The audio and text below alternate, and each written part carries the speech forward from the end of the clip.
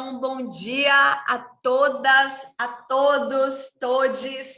É uma alegria, uma honra estar hoje aqui nesse webinário com vocês. Memória, verdade, justiça e esse desafio, os grandes desafios nas cidades. Bom, a virada entre março e abril é momento de rememorar e repudiar o golpe civil-militar de 1964, que instaurou o regime ditatorial que durou 21 anos no país. No Brasil, desde o processo de abertura política, constituiu-se um campo de lutas por memória, verdade e justiça, de forma a reivindicar do Estado brasileiro o reconhecimento das violações aos direitos humanos praticados pelo Estado autoritário a partir de políticas públicas de memória, reparações materiais e simbólicas, reformas institucionais e legais.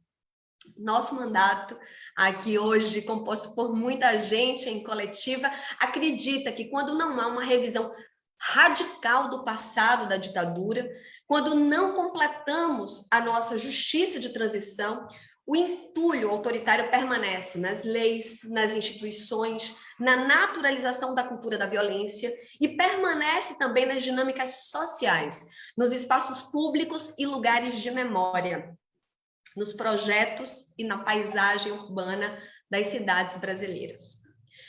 Neste webinário, reunimos pesquisadoras, lideranças políticas e de movimentos sociais do cenário local e nacional como forma de compreender o legado da resistência e da também repressão do passado e do presente no desenvolvimento das cidades, com a convicção de que através da memória, verdade e justiça podemos refazer o pacto social com a defesa da democracia, dos direitos humanos e da nossa Constituição cidadã.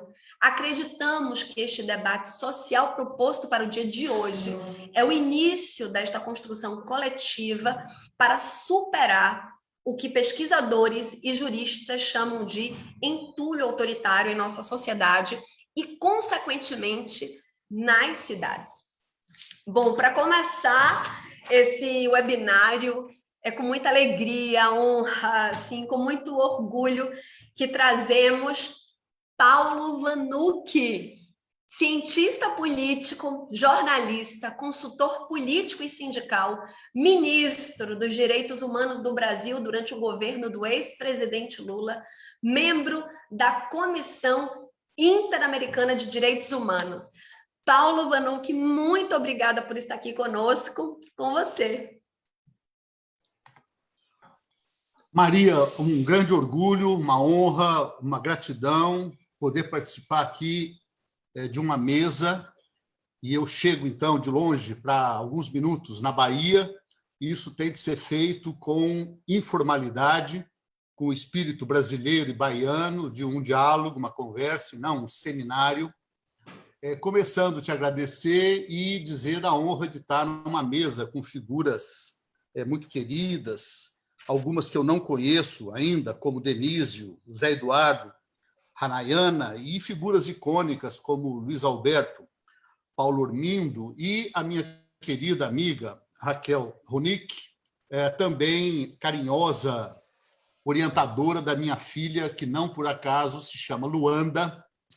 E Luanda, sem que eu desse nenhum palpite, ela foi fazer geografia para estudar um baiano chamado Milton Santos, de Brotas de Macaúba, e como o tema é memória, verdade e justiça, começo evocando a possibilidade de um dia o povo de Brotas de Macaúba rebatizar a cidade para chamá-la Carlos Lamarca, porque ali Lamarca derramou o seu sangue generoso, e estar com Maria Marighella me permitiu recentemente, na TVT, no nosso programa Carro-Chefe, que é a entrevista semanal com Juca Kfouri.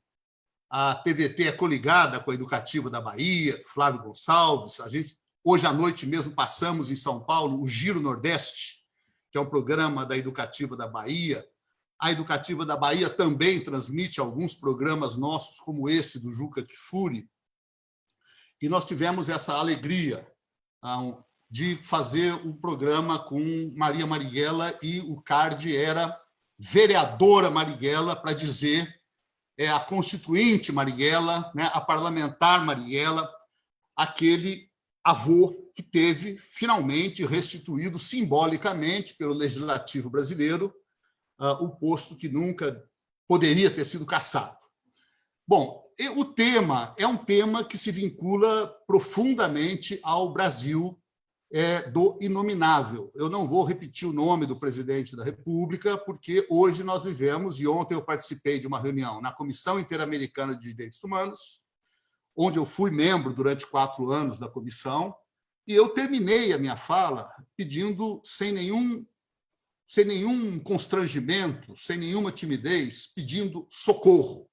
O Brasil é um coração desesperado pedindo socorro, porque, enquanto não interrompermos o mandato de alguém que não valoriza a vida, que afronta a ciência depois de ter feito o que é possível para aniquilar a cultura, a qualquer projeto do direito à cidade, nós temos que chamar a atenção agora para a urgência de uma grande ação, de uma grande articulação, porque Jair Messias Bolsonaro só é presidente porque o Brasil não conseguiu levar a cabo o processo do direito à memória, à verdade e à justiça, com a responsabilização individual dos violadores, estupradores e dos apologistas do estupro, como aconteceu com o presidente, dizendo para minha companheira, sucessora Maria do Rosário: eu não estupro você porque você é feia. Então, nesse sentido, a discussão de hoje é uma discussão que vincula cidade, e a cidade tem como grande tema cultural e social o problema da asfixia da vida humana na pandemia e, no caso da repressão policial. Sem exceções estaduais, né, o alvo prioritário das polícias mal preparadas e mal orientadas na sequência do massacre, do extermínio de jovens negros, e a Bahia é o pedaço maior de África que o Brasil abriga, embora abrigue também no Rio de Janeiro e em São Paulo uma população que, na soma, compõe uma maioria numérica. E o direito à memória, à verdade e à justiça vincula os 2 genocídios fundadores do Brasil, que foi o genocídio indígena e o genocídio da população africana escravizada, aos milhões, num caso e no outro, e incomparavelmente menor violência do período 64-85, porém com uma profunda conexão entre ambas as coisas. Tanto é que nós terminamos, eu, pessoalmente, 5 anos de mandato, com o presidente Lula em direitos humanos, com a ilusão de que agora a elite brasileira, ela pelo menos se obrigaria a padrões civilizados de disputa política, de reconhecimento dos sindicatos, dos movimentos e segmentos historicamente vulneráveis. E que nada. O governo Lula, que foi um governo, a maior realização da esquerda mundial em termos de moderação, de moderantismo, praticamente não enfrentou os grandes pilares aí da propriedade privada capitalista, e, mesmo assim, a elite brasileira trata Lula como se fosse um comunista, bolchevique, carbonário, um chavista, né, uma pessoa que precisaria ser extirpada a ferro e fogo. Quando falamos, agora há pouco, ex-presidente Lula, né, a tarde de ontem realenta nos corações a possibilidade histórica de ele não ser apenas ex. Né? Eu recebi já um card da pessoa dele, e chamava Existe Luiz no fim do túnel.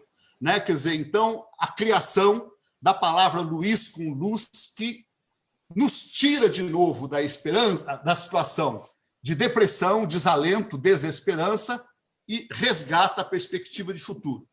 Eu começo a terminar, porque o tempo é o tempo cronometrado, dizendo que recebi hoje de manhã, do diretor de jornalismo da TVT, uma memória emocionante, dizendo que 5 anos atrás, quando eu coordenava uma análise de conjuntura com toda a equipe da TV e da Rádio Brasil Atual, Eu dizia, 5 anos atrás, que mais dia, menos dia, a farsa da Lava Jato seria desfeita, a farsa do impeachment de Dilma seria desfeita, e esse companheiro me escreve hoje, lembrando, emocionado isso.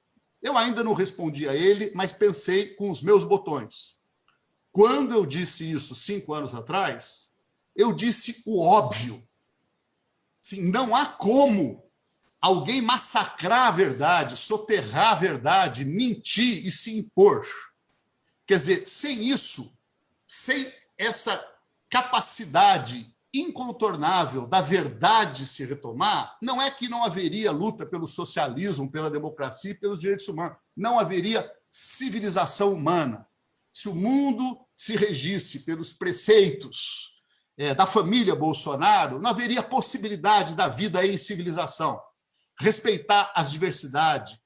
Eu lembro que a Raquel sabe melhor que eu, que na USP, na Praça do Relógio, quando caminhamos em volta do relógio, no solo está escrito em letras garrafais: no universo da cultura, o centro está em toda parte.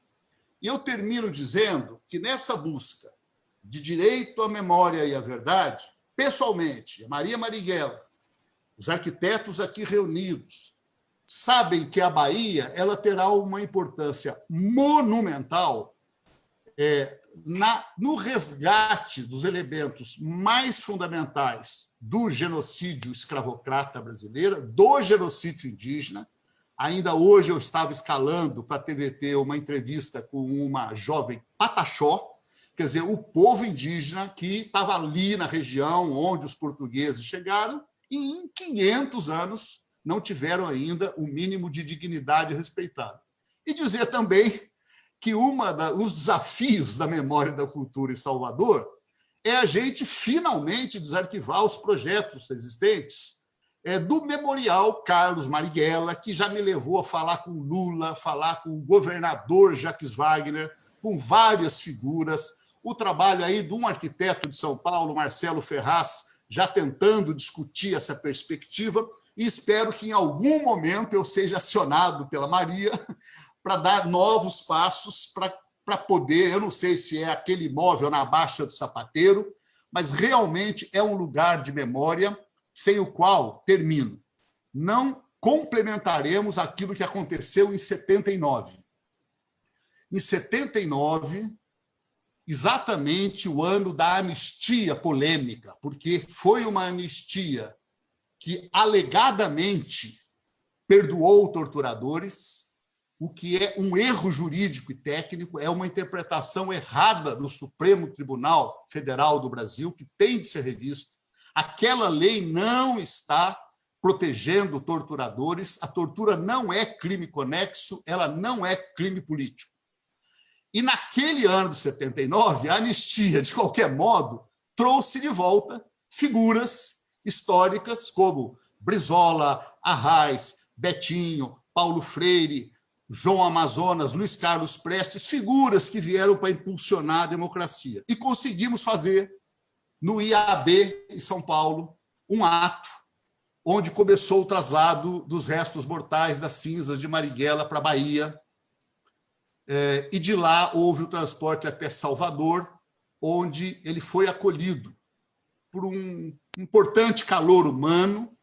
A Maria vai se lembrar disso, o Carlinhos se lembram, e lembrar também o ensaio cultural e arquitetônico que se fez ali, quando ninguém menos do que Oscar Niemeyer prepara uma lápide e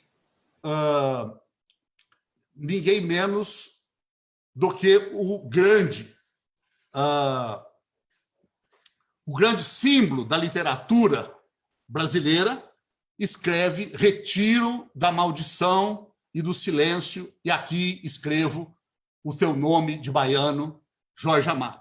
Muito obrigado, Maria. Ei, querido, que lembrança linda que fala, né? Que nos convoca, nos emociona e nos dá responsabilidade nesse tempo. Acho que há luz no fim do túnel, sim, e é importante também lembrar que em 2016 foi golpe, estamos em golpe, nós não estamos em democracia, e tenho insistido também nesse debate diário com a população, com a sociedade. Mas, bom, se eu acho que eu vou parar, vou chamar logo Raquel, porque depois a gente volta a cada pergunta, a cada fala. Bom, gente, Raquel, que muita gente nos diz, né, que somos, né, muito parecidas, o que eu adoro, mas ela, vocês sabem, professora da Faculdade de Arquitetura e Urbanismo da USP, urbanista especializada em política habitacional, planejamento e gestão da terra urbana. Foi diretora de planejamento de São Paulo durante a gestão de Luiz Erundina. Foi também secretária nacional de programas urbanos do Ministério das Cidades do presidente Lula. Gente, eu estou achando que é um presságio aqui, hein? Isso não foi programado. Mas eu estou sentindo que tem uma zona aí de confluência cósmica. Você sabe que aqui na Bahia é tudo assim, né? Tudo é transcendência. Raquel, obrigada, é com você. Bom dia a todas, a todos que estão aqui. Nossa, é um enorme prazer estar aqui com vocês, um privilégio enorme falar depois do Paulo Vanucchi, que me emocionou, acho que todos nós que estamos aqui, mas, sobretudo, a importância da gente pensar que a discussão do entulho autoritário, a discussão dos vestígios das ditaduras, não está apenas presente na discutível, absolutamente discutível anistia, não está apenas presente na necessária reparação dos assassinatos, não está apenas presente na celebração e no conhecimento da memória e da vida dos que lutaram pela democracia e pela liberdade e pela restauração democrática no nosso país. Ela está também encravada no modo de funcionamento cotidiano da nossa cidade. E acho que aqui eu vou procurar entrar por aí nessa conversa, tentando apresentar alguns elementos para nós de onde estão presentes esses gestos, esses atos autoritários nas nossas cidades. A primeira coisa que eu preciso dizer é que ele está presente não é apenas no nome que se dá de um general assassino num viaduto ou numa avenida. Ele não está apenas na absoluta ausência da nomeação daqueles que lutaram nessa construção simbólica da cidade que a gente faz ao dar nomes de fatos, de eventos, né, para espaços públicos da nossa cidade. Ela é, na verdade, onipresente no modelo de cidade. E por que ela é onipresente no modelo de cidade? E foi super importante, Maria, abrir essa nossa fala aqui, esse nosso evento aqui, lembrando que nós não estamos falando apenas daquela ditadura que se instaurou oficialmente em 1964.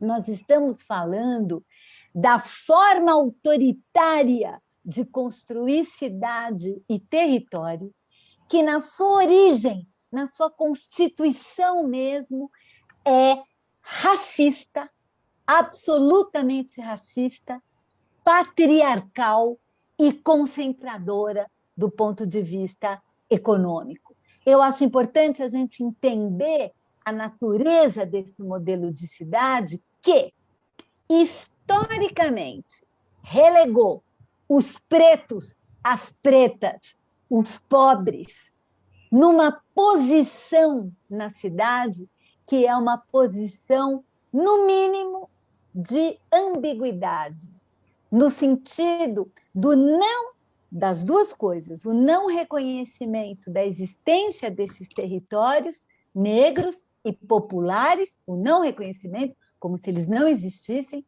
e, claro, estruturalmente, o não investimento ou a não disponibilização de recursos públicos, seja sob a forma de investimentos urbanos em infraestrutura, em qualidade urbanística, em equipamentos, em moradia, para esses territórios populares, de modo que eles historicamente se fizeram a partir do próprio esforço, a partir do próprio trabalho e dos recursos escassos, porque nós estamos falando dos territórios populares que estavam à disposição na mão dessas comunidades e desses grupos, e, tendo construído seus territórios dessa maneira, a posição que eles historicamente ocuparam na cidade, no nosso modelo da cidade, é sempre uma posição estigmatizada.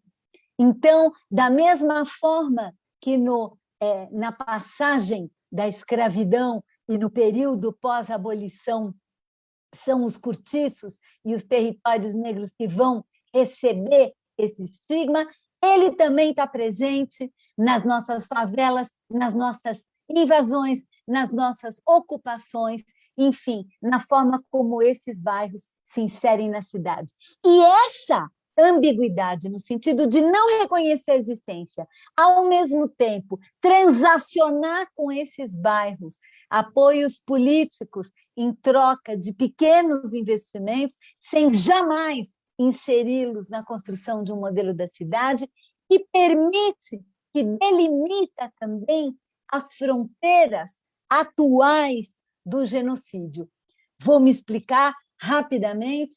A linguagem do planejamento, que é a expressão mais clara do modelo de cidade, ao definir esses espaços como irregulares, ilegais, e colocarem os direitos urbanos nesse espaço, e os direitos humanos também, em suspensão, delimitam ali um território de exceção, aonde não é o próprio Estado, não precisa cumprir os protocolos da sua legislação de proteção dos direitos humanos. É isso que permite, por exemplo, que uma das heranças malditas da ditadura, que é a existência de corpos militares, PMs, nos estados, claramente uma herança do período militar, esteja hoje penetrando e entrando dentro desses territórios e matando os jovens,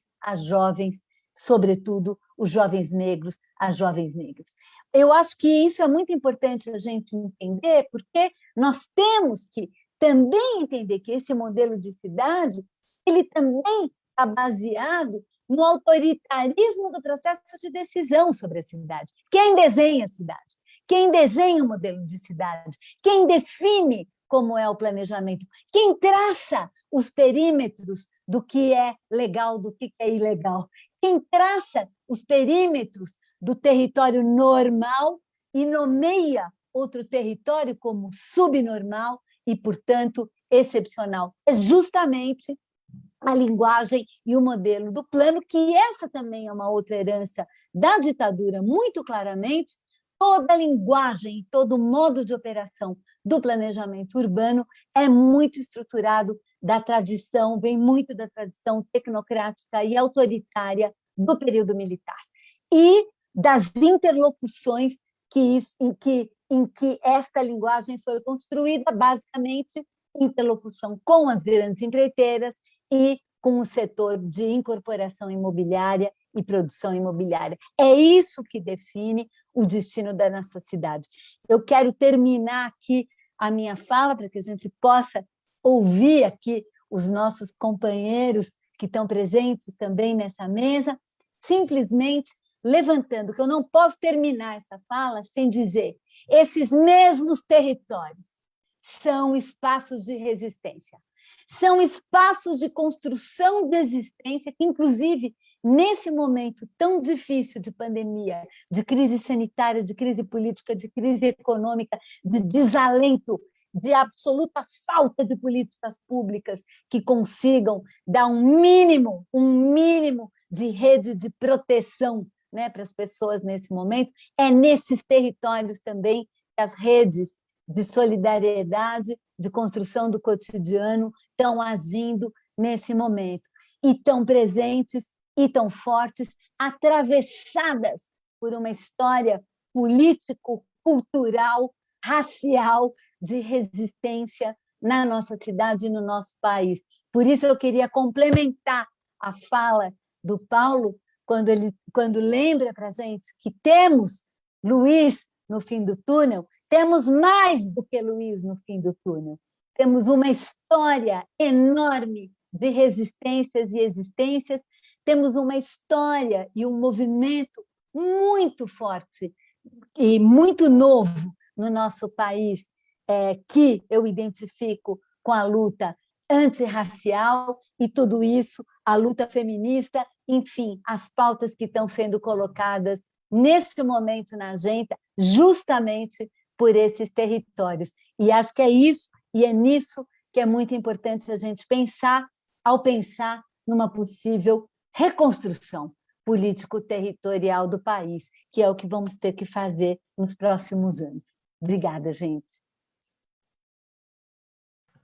Ai, olha, daqui a pouco eu vou começar a chorar, viu? Porque eu estou assim agora. A cada fala inspiradora nesse Brasil marcha ré vai dando esse suspiro, essa força diária que a gente precisa. Que a primeira coisa nesse momento é estar firme, estarmos juntos. Raquel, você traz uma coisa tão linda, e eu estava falando no dia, justamente no 31 de março para o 1º de abril, naquela noite, a gente escreveu um artigo, escrevemos, em que eu dizia, eu não estava ali no 64, no dia, e aí trago a minha história, a biografia, né, como um pouco Paulo fala, então ninguém precisa estar na cena para estar irremediavelmente atravessado pela cena. E quando você traz, né, essa questão dos vestígios, é exatamente essa investigação. Ou seja, nenhum de nós, né, e a população não precisava estar na cena para estarmos todos atravessados por todos esses períodos autoritários. E é sobre isso, e essa memória que nos convoca. Eu queria também, quando Raquel traz a questão, né, daquele grupo, dos grupos interessados, e aí falando das empreiteiras e do capital imobiliário, queria acrescentar, Raquel, aqui os bancos e trazer uma coisa. Em 75, quando Carlinhos, aí meu pai, foi preso, naquela operação que chamou a Operação Acarajé, e comandada pelo Brilhante Ustra aqui na Bahia, Luiz sabe disso, quando o encapuzado ele conseguiu ver o carro que transportaria, né? Que o transportaria. E pela fresta, o carro não era um carro nem do regime, nem do governo, era um carro que ao lado tinha a marca de um banco. Então, nós precisamos muito trazer essas memórias, mas não vou me alongar aqui algumas considerações. Débora de Donê ressalta que temos que lembrar de todos os detalhes da nossa história para seguir em frente na luta pela nossa democracia. Leide parabeniza a Mandata pela realização e diz que também que representa a Associação Papo de Mulher e as mulheres com transtornos mentais. Sônia Reis, queridíssima, saúda as falas de Vanuc, Raquel Ronick. Tânia Santos celebra esse evento como uma grande conquista e parabeniza a Mandata. Bom, vamos seguir, eu volto. Olha, para quem quiser mandar perguntas, pode fazer no chat da transmissão da TV Câmara, que nós vamos aqui trazer todas. Para seguir conosco, Luiz Alberto, ele que é ex-deputado federal pelo Partido dos Trabalhadores da Bahia, militante, fundador do MNU Bahia, ex-dirigente do Sindicato dos Petroleiros, participou da fundação da CUT, articulação da criação do Sindicato das Trabalhadoras Domésticas da Bahia.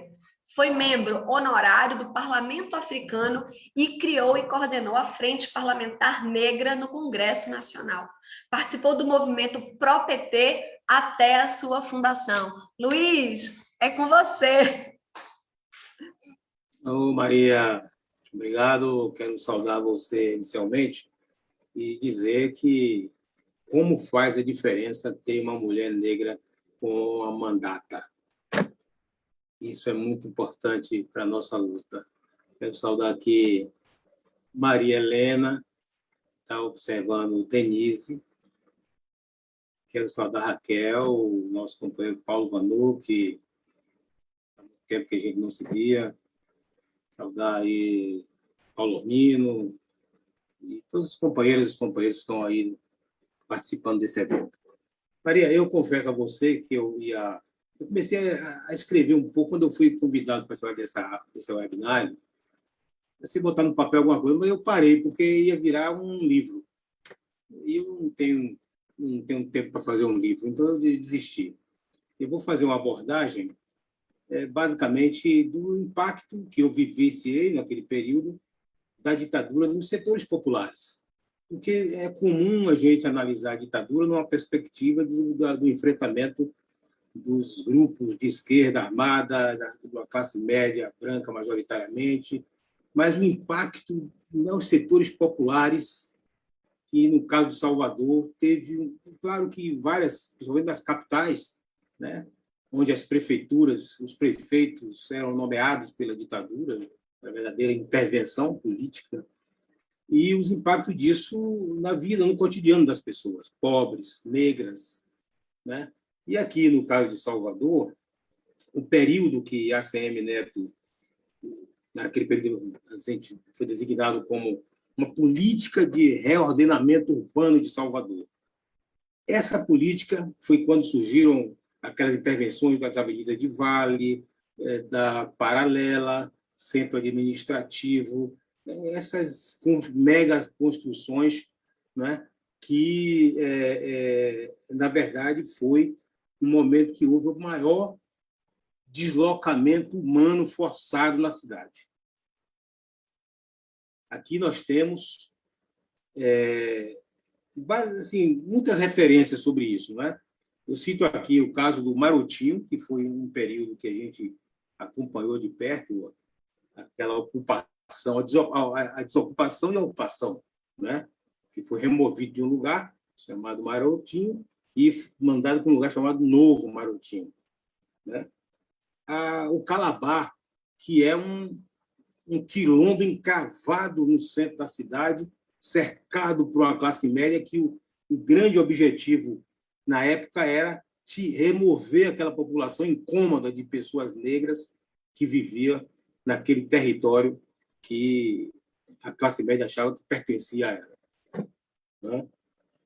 Citar aqui vários eventos que ocorreram naquele período e qual foi a resistência. Na época, assim, o mundo vivia uma espécie de caldeirão que podia explodir a qualquer momento, não é? Você tinha aqui o enfrentamento da ditadura militar, aqui não só no Brasil, no Cone Sul, aliás, a ditadura militar do Brasil foi suporte para essas ditaduras também aqui no Cone Sul. Você tinha a luta política radicalizada pelos direitos civis nos Estados Unidos. Você tinha grandes movimentos de libertação colonial em África, não é? E você tinha a luta contra o apartheid da África do Sul, você tinha as grandes mobilizações na Europa, particularmente dos estudantes na França. Então, o mundo vivia um caldeirão. E aqui não era diferente. Foi nesse contexto que nós, naquela época, ressurge, na verdade, surgem algumas novas, outras, várias organizações do movimento negro brasileiro. Eu acho que uma grande tarefa a ser feita lá na frente é a gente fazer, nesse campo da esquerda, fazer uma autocrítica daquilo que não compreendeu como uma luta essencial no enfrentamento, não só à ditadura, pontualmente, de 64 a 85, mas o que se constituiu como um modelo autoritário histórico dessa elite que, você falou do entulho autoritário, Bolsonaro é um dos entulhos autoritários que vem da época da ditadura militar. Então, foi nesse período que surge o movimento negro unificado. E qual era a tarefa do movimento negro unificado? Era tentar construir um debate junto com os setores de esquerda que enfrentavam a ditadura, de que a questão racial era estruturante nesse aspecto da repressão. Aliás, a repressão política aprendeu muito da tortura a partir da tortura aos presos comuns. Aos presos comuns que povoam aí os nossos presídios pelo Brasil inteiro. Então, nós fizemos todo esse debate, esse acompanhamento desses impactos. E aí surgiram, aqui na cidade de Salvador, mais de duas, na verdade, mas vou citar aqui duas experiências muito importantes que a gente acompanhou de perto, como a MNU, que foi o trabalho conjunto de Salvador, que dali era uma articulação que tinha dois polos, vamos dizer assim, que se articulava na cidade, que era o que a gente chamava de polo da cidade, do centro da cidade, que era de classe média, que reunia ali até em torno do IAB, do Instituto dos Arquitetos, e o movimento de trabalho conjunto dos bairros, que articulava os bairros, que gerou aquele grande movimento a partir do movimento contra a carestia e depois se desdobrou naquele quebra-quebra de ônibus na década de 70, final de 70, se não me engano. Né? Então, assim, o trabalho conjunto. Depois teve um outro movimento que acompanhou mais essa coisa mesmo do deslocamento das populações para se fazer o que eles chamaram de reordenamento urbano, que foi o MDF, Movimento em Defesa dos Favelados. Era um movimento que articulava as comunidades pobres das periferias agredidas pela ditadura militar, e surgiram daí vários militantes e alguns setores que foram muito importantes, fundamentais nesse aspecto. Cito aqui um setor da chamada da Igreja Católica, chamada da Teologia da Libertação, que era uma articulação que dava muito suporte a esse movimento. O CEAS, que é o Centro Ecumênico de Serviço, que fica ali hoje na Estrada de São Lázaro, que também ali era um centro de articulação política muito importante, né? E tudo isso se articulava na cidade como resistência à ditadura militar. E nós, do MNU, fazíamos um debate, vamos dizer assim, que era tentar, naquele momento, articular o discurso do enfrentamento à ditadura com esse histórico do racismo no Brasil, que constituiu esse edifício autoritário que produz essas desigualdades brutais que nós vivemos até então. Mas a gente não tinha sucesso com esse debate no campo da esquerda. Não tinha, até porque tinha um discurso que, evidentemente, que isso foi abandonado em algum momento, em alguma esquina, de que a luta dos negros, a luta feminista, dividia a luta de classe, a luta dos trabalhadores, e isso era uma questão a ser resolvida posteriormente, quando derrubássemos o sistema capitalista. E a gente insistia de que isso não era verdade, não podia ser assim. E fizemos vários movimentos tentando dialogar com essa perspectiva. Eu lembro que, quando se realizou aqui em Salvador o Congresso Nacional pela Anistia, o MNU fez uma provocação nesse congresso. Nós apresentamos uma moção que pedia incorporação à proposta de anistia, que os presos políticos, os presos comuns, fossem considerados presos políticos. É evidente que isso não ia passar, e não passou. Mas era uma provocação para mostrar a dimensão, né, dessa, vamos dizer assim, dessa situação terrível que vivia as comunidades pobres negras ao longo do nosso país. Maria, quando chegar perto de terminar, me avisa, porque eu fico elencando aqui pontos, tentando amarrar. Temos 3 minutos. 3 minutos. Os acontecimentos todos. Não vou querer aqui nominar figuras, porque que foram muito importantes, mas são tantas pessoas que eu vou esquecer de algumas. Então, não vou nominar pessoas que foram muito importantes nesse aspecto da luta política travada naquele período. Mas eu queria salientar de como a gente vivia sempre sob um apartheid naturalizado. Eu lembro que, no final da década de 70, nós recebemos aqui, o MNU recebeu aqui um dirigente do Congresso Nacional Africano, naquele momento que a gente estava lutando contra o apartheid, nós criamos aqui um comitê contra o apartheid, o Movimento Negro Unificado e várias outras organizações, e eu fui pegar esse dirigente do RNC no aeroporto. E quando a gente vinha passando pela paralela, ele ficou assim olhando, e eu senti que ele estava muito curioso do que ele estava observando. Ele olhava para um lado e via aquela favela imensa que ali passando em frente ao Pernambués. E ele fez um comentário que aquilo não era muito diferente, não era diferente de Soweto, que vivia o apartheid, o bairro de Soweto, na África do Sul. Então, assim, como a gente naturaliza com o nosso olhar do cotidiano, as pessoas de fora percebem, né, a construção de uma arquitetura imposta historicamente e foi, vamos dizer assim, radicalizada na ditadura militar, né? De um lado, com a remoção das pessoas, e do outro, um programa que aí eu não tenho competência para fazer a crítica a essa política, mas, com certeza absoluta, era uma política que tinha um objetivo de confinar, que eram os programas de habitação popular através do BNH, aquelas coisas construídas na época da ditadura militar. Então, assim, eu acho que hoje,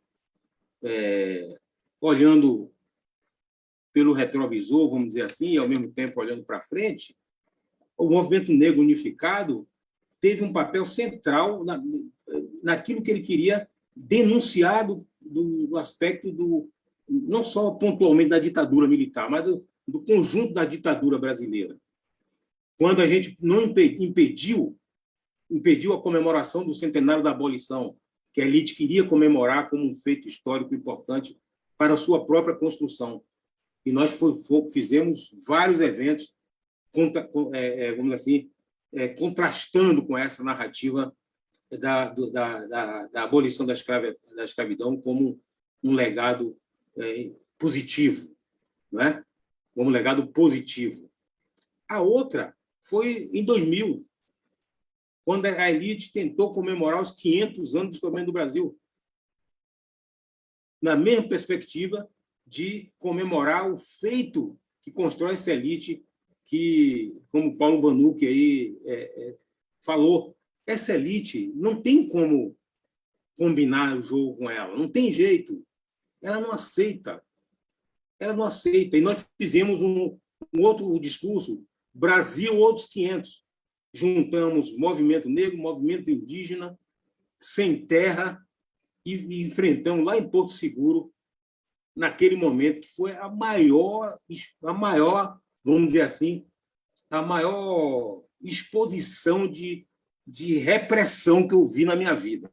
Eu participei de muitas passeatas durante a década de 70, 80, início de 80, mas eu nunca vi um aparato tão grandioso contra o movimento Brasil dos 500. Juntou ali, isso era o governo Fernando Henrique Cardoso com a CM aqui na Bahia. Juntou ali Exército, Marinha, Aeronáutica, Polícia Militar, Polícia Federal, Polícia Civil, tudo que você imaginasse, e provavelmente milicianos, que já existia naquela época, os chamados grupos de extermínio, que era bancado pelo carlismo aqui na Bahia. Então, esses foram momentos muito importantes e que hoje me parece que um legado, pelo menos ele tem alguns legados positivos, né?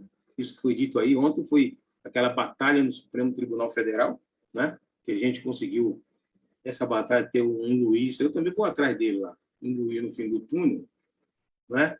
E esse legado que eu acho, quando Raquel fala, o próprio Vanucci fala, incorporando essa concepção, essa leitura de que o Brasil é o que é porque teve escravidão, teve invasão colonial. O próprio acordo contra a anistia que a gente defendia, ampla, geral e restrita, uma anistia negociada, onde os torturados foram guindados à mesma condição de torturador.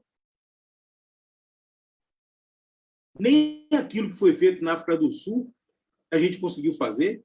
A África do Sul fez um comitê, uma comissão de conciliação e verdade, onde o torturador era obrigado a ir lá confessar os seus crimes e, a partir dali, ele poderia ser anistiado, mas ele tinha que confessar. Aqui, como na época da escravidão até hoje, tudo é negacionismo.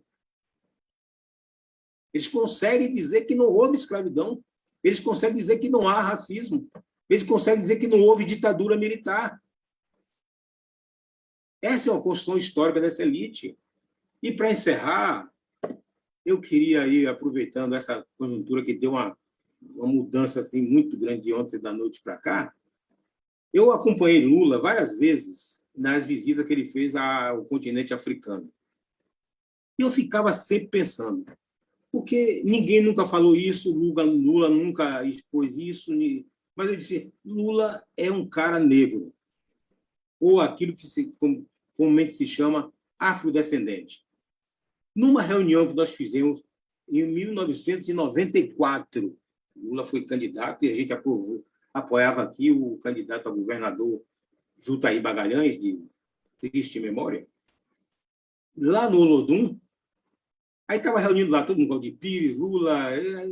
Aí eu me passaram a palavra e disse assim, olha, pela primeira vez, o Brasil vai ter um presidente negro. Aí todo mundo olhou para mim assim e disse, você está na reunião errada, quem é esse cara? Eu disse, é esse cara aí, Lula. E as pessoas, a reação é tipo assim, se eu perguntasse de chofre ali, enquadre Lula, então, do ponto de vista racial. Lula é branco? Com certeza as pessoas iam dizer que não é branco. Mas ele não podia ficar eternamente inclassificável desse ponto de vista. E quando numa visita a um país africano, numa reunião de chefe de Estado, um representante africano fez o discurso, disse assim, estava eu sentado do lado do nosso chanceler Celso Amorim, aí o presidente do país disse assim, eu quero saudar aqui o irmão, pela primeira vez o Brasil tem um irmão presidente da República. Aí eu olhei para Celso Amorim, olhei para o Lula para ver se ele lembrava daquilo que eu falei em 94, mas provavelmente ele não lembrou, porque o racismo brasileiro é assim. Ele classifica cromaticamente, mas não é só isso. Ele diz que é isso, mas não é isso. Né? Mas o nosso povo resistiu. Conflito, negociação. Eu esqueci aqui de citar que nessa remoção violenta das populações, muitos terreiros de candomblé foram destruídos naquele período. Muitos territórios religiosos de matriz africana, no caso do candomblé, foram destruídos naquele período. Então, esse é o legado que a gente resistiu e que hoje eu fico muito, vamos dizer assim, me sentindo contemplado, esse não é meu tema, mas me contemplado, quando eu ouço Raquel, Paulo Vanucci e outras pessoas fazendo uma análise que incorpora essa dimensão, que, na minha opinião, é a questão central que organiza a vida social, econômica e política do Brasil. É esse legado racista da sociedade brasileira. Muito obrigado aí, Maria Marighella, pelo convite. Ei, Luiz, que bom chegar em Salvador através da sua fala, da sua voz, da sua memória. Sabe que recentemente o território, né, o território Calabar, que disputou, porque parte ali do Calabar mais próximo a essa região da classe média branca que você fala, estava ameaçada de virar Jardim Apipema. E aquela faixa ali muito próxima disputou as mulheres, essencialmente as mulheres de luta ali do Calabar, conseguiu seguir como Calabar. Então, que bom que você trouxe essas disputas. Recentemente, o Quilombo Rio dos Macacos perdeu justamente o seu rio. E que bom que você trouxe esses exemplos, né, que vão integrar aí os nossos pontos de debate, de discussão posteriores. E eu acho que você traz, entre tantas coisas, o negacionismo como cultura, né, Luiz? A gente está falando tanto em negacionismo e muitas vezes não faz a conexão com a cultura do negacionismo incrustada no país. E que bom que você nos lembrou. Mas eu não vou entrar também aqui agora, não, nas perguntas e questões. Paulo Ormindo está conosco? Eu perdi Paulo. Paulo está conosco? Paulo, o professor Paulo Ormindo? Tá sim. Então, vou chamar Paulo agora. Ele não aparece aqui para mim e é uma alegria tê-lo aqui conosco. Vou chamar Paulo Ormindo, professor, arquiteto, doutor em conservação de monumentos e sítios. É o professor titular da Universidade Federal da Bahia, aposentado e membro da Academia de Letras da Bahia. Foi colaborador do IFAM na Bahia. Coordenou o inventário de proteção do acervo cultural da Bahia e presidiu o departamento da Bahia do IAB. Paulo, tá aí? Quero vê-lo. Ah, vai abrir a câmera. Eu só agora estou assim, por causa da câmera. Vai abrir a câmera. Enquanto isso, a quem está nos assistindo, se quiserem fazer perguntas, mandar mensagens, podem mandar aí no chat da transmissão, no YouTube, Facebook, que a gente traz para cá para os nossos convidados. Esses sinos, não sei se vocês ouvem, todo dia ao meio-dia, os sinos aqui da igreja tocam. Bom, Paulo não respondeu, não abriu a câmera, então vamos chamar Denise primeiro e Paulo entra em seguida. Denise é professora de História do Ensino Médio da Rede Pública do Estado da Bahia, é mestre em História pelo Programa de Pós-Graduação em História da Universidade Federal da Bahia, e é uma honra ter essa mulher aí, pesquisadora, conosco nesse debate. Denise, querida, bem-vinda, que alegria tê-la aqui conosco. Alegria minha, Maria Marighella, é um prazer poder participar desse momento que para mim é histórico. Eu tenho uma identidade, uma afinidade muito com a sua história, com a sua biografia. Minha família vem também, é uma família de resistência, e com um carinho muito grande que eu falo aqui do lado dessa mesa, de pessoas, estar nessa mesa com pessoas tão importantes, em especial Luiz Alberto, e meus pais, que são amigos e companheiros de resistência de Luiz. E quando eu falo da minha afinidade com a sua história, é porque eu vim dessa família, né, e que é meu orgulho. Minha mãe, Maria Helena, que veio carioca, que veio para Salvador através do movimento estudantil. Meu pai, Valdélio, que foi uma grande liderança do movimento estudantil. Eu estou falando de memória. Eu acho que a memória da trajetória de meu pai é preciso ser resgatada. Ele foi uma figura muito importante na resistência, em especial no movimento estudantil do universitário. Então, é com carinho muito grande que eu estou aqui nesse momento. E muito obrigada pelo convite. Hoje, minha apresentação, eu queria dedicar a um aluno que eu acabei de saber que passou em Direito na UFBA. É um menino de acabou de fazer 18 anos, e a gente está falando aqui de resistência. Anthony, ele mora em Massaranduba, uma cidade periférica daqui de Salvador, e esse ano foi um ano muito difícil para os estudantes da escola pública. Nós não tivemos aula, e ele, com toda a sua garra, com toda a sua força, ele conseguiu passar na universidade através das cotas. É um menino negro retinto, e com certeza representa e simboliza esses estudantes baianos que passaram e estão enfrentando esse momento tão difícil, né, da pandemia. Mas falando, iniciando a minha fala, eu queria falar um pouco sobre uma parte da minha pesquisa, na minha dissertação, que foi orientada pelo professor Muniz Ferreira, aqui na UFBA, e a minha pesquisa tem um esforço em mostrar a importância do teatro engajado no final da década de 70.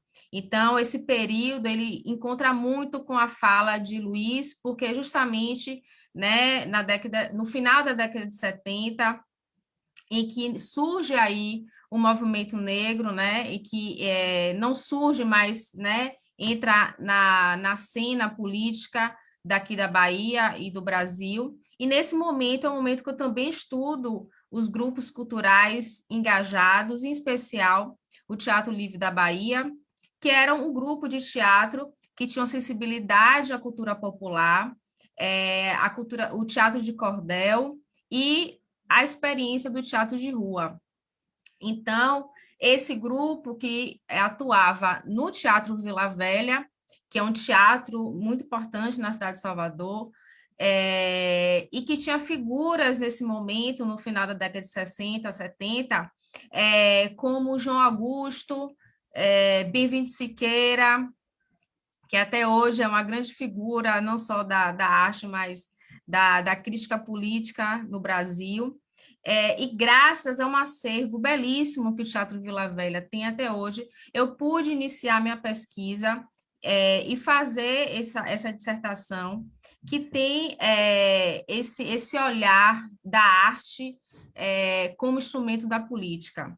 A ditadura militar houve uma quebra, uma ruptura dessa cena artística que acontecia na década de 50, na década de 60, no Brasil. Então, nesse momento, o Brasil tinha uma efervescência cultural muito importante, em especial essa cultura que tinha esse apelo com o social. Então, grupos como o CPC, o Centro Popular de Cultura, o Teatro do Oprimido, peças engajadas, como Eles Não Usam Black Tie, os autores, os estudiosos falam até mesmo de uma hegemonia cultural de esquerda.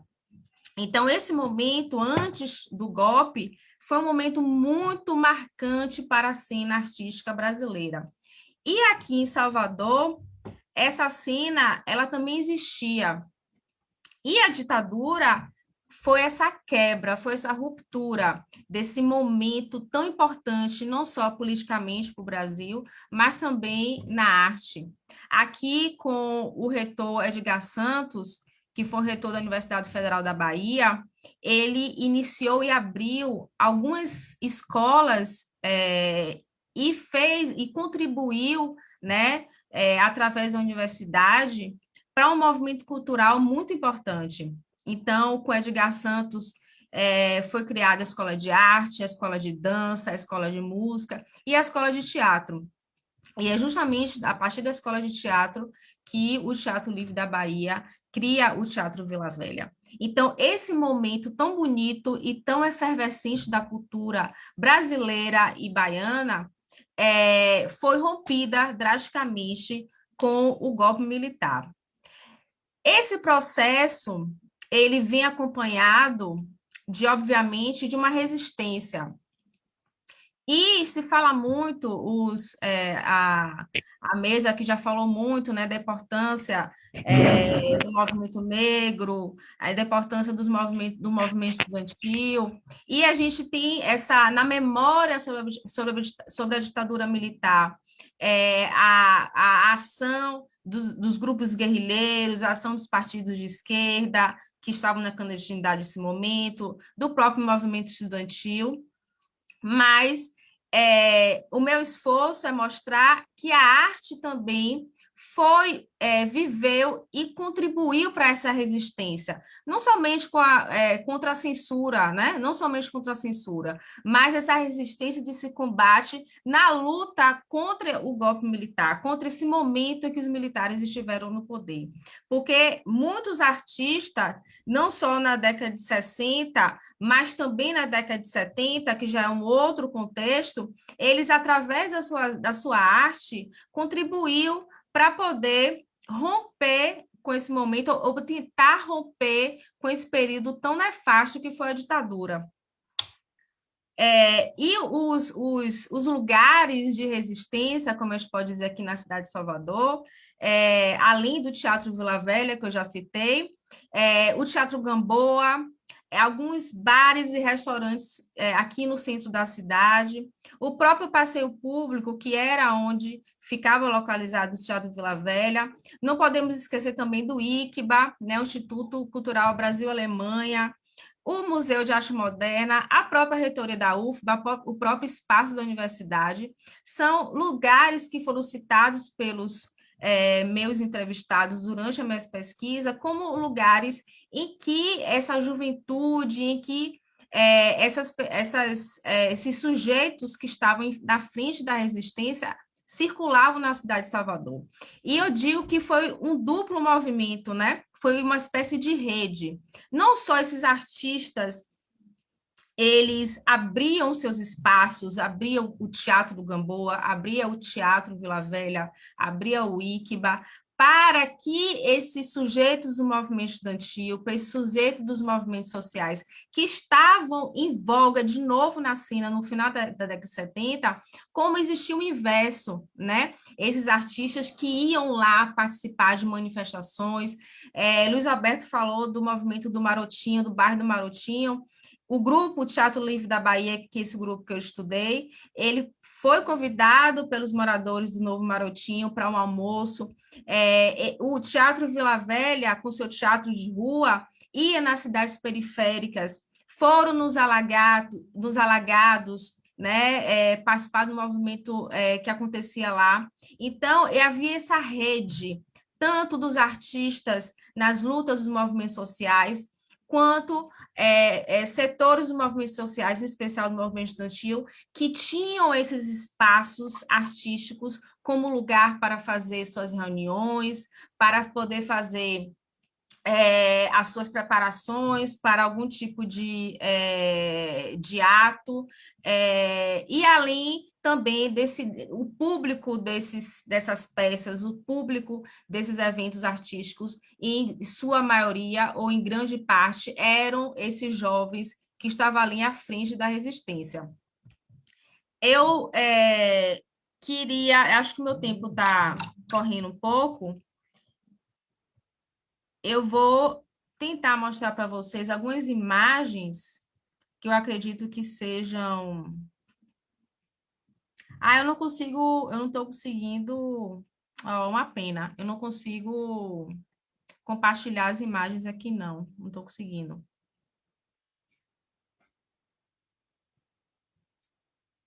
Não vou conseguir. Acho que Vitor... Eu até...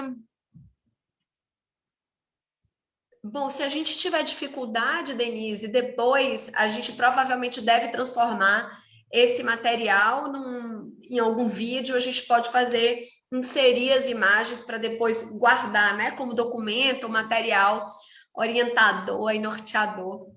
Então, não se preocupe. Tá tudo bem, acontece. Eu só queria ilustrar um pouco as peças que foram criadas e montadas no Teatro Vila Velha. E tem uma cena que é muito interessante. Eu vou descrever um pouco aqui essa cena do teatro de rua. Eu acho que dialoga um pouco com o que o Luiz falou. É uma cena em que o Grupo Teatro Livre da Bahia está na rua no ano de 1977. E aí os atores estão ali, né, encenando. Vale dizer que esse movimento, essa experiência do teatro de rua pelo Teatro Livre da Bahia daqui de Salvador, ele foi uma das primeiras experiências do teatro de rua, e a intenção deles era levar arte para o povo, levar arte para onde não havia arte, para além do centro da cidade, de que tinha acesso, né, aos espaços artísticos. Então, era uma sensibilidade social muito interessante que esse grupo tinha nesse momento, e que dialogava muito com os movimentos sociais da época. A gente sabe que, nesse momento, a esquerda ela se volta mais para as periferias, existe essa tentativa, esse movimento de dialogar com os bairros, com os movimentos de bairro, né? Como o próprio Calabá, que foi citado aqui. E nessa cena, ao redor, o público dessa peça de teatro nesse dia é um público majoritariamente negro. E tem um ônibus que passa atrás, aqui na cidade de Salvador. Eu não identifiquei o bairro na minha pesquisa, não identifiquei que local é esse, mas o ônibus passa e o nome do ônibus é Liberdade. Então, é uma imagem muito interessante, porque mostra ali artistas falando sobre cordel, ensinando cordel para um público negro e, simbolicamente, um ônibus que leva a liberdade. Assim eu concluo minha fala e agradecendo mais uma vez o convite, Maria. Ei, querida, agradecendo, eu quero saudar Maria Helena e Valdélio, que apareceram aqui. Um beijo para os dois. Sim. E também, viu, Denise, vamos dar parabéns coletivo a Anthony, né? A Anthony, parabéns coletivo. Cada vitória dessa é um passo adiante. Eu tenho insistido que a educação emancipadora, né? Ela é central para aquilo que a gente precisa construir.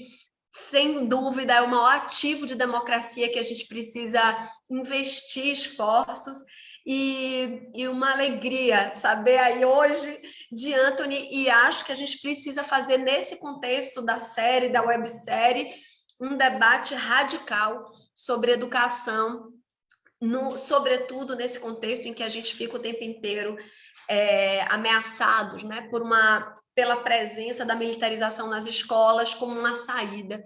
E o nosso mandato se opõe definitivamente, radicalmente contra. Para nós, a educação deve ser emancipadora, laica, livre e, enfim, com um processo de justiça curricular, com as narrativas e das diversidades, e essa enfim, é um tema muito caro para nós todas aqui. Gente, Denise está aqui conosco porque ela fez essa pesquisa sobre o Teatro Livre da Bahia, esse teatro que nos atravessa de maneira muito funda, e nós, esse mandato tem um compromisso também com o Teatro Vila Velha. Penso que entre os nossos desafios de memória, eu citaria, né, Denise, uma série de outras coisas, né, aí arquivo público, você traz aí memórias tão bonitas, acho que a gente vai ter que fazer um especial cultura com MAN, Hanayana falaria hoje conosco sobre o ICBA, enfim, tem um conjunto de coisas relacionadas ao arquivo público, MAN, teatros, toda essa dimensão de territorialização dessas experiências, mas o Teatro Vila Velha precisa, eu já colocando aqui na nossa equipe, a gente precisa cuidar desse patrimônio da nossa cidade, esse tesouro, né, no centro da cidade, que tem uma capacidade de histórias e memórias infinitas. Bom, agora, Paulo, é você, eu já te apresentei. Preparado? Paulo Ormindo, o professor Paulo Ormindo, que está com o microfone desligado. Eu vou apresentar de novo. Paulo Ormindo é arquiteto, doutor em conservação de monumentos e sítios, professor titular da UFBA, aposentado, ouvindo, e membro da Academia de Letras da Bahia. Foi colaborador do IFAM na Bahia e coordenou o Inventário de Proteção do Acervo Cultural da Bahia e presidiu o Departamento da Bahia no IAB. Paulo, é com você agora.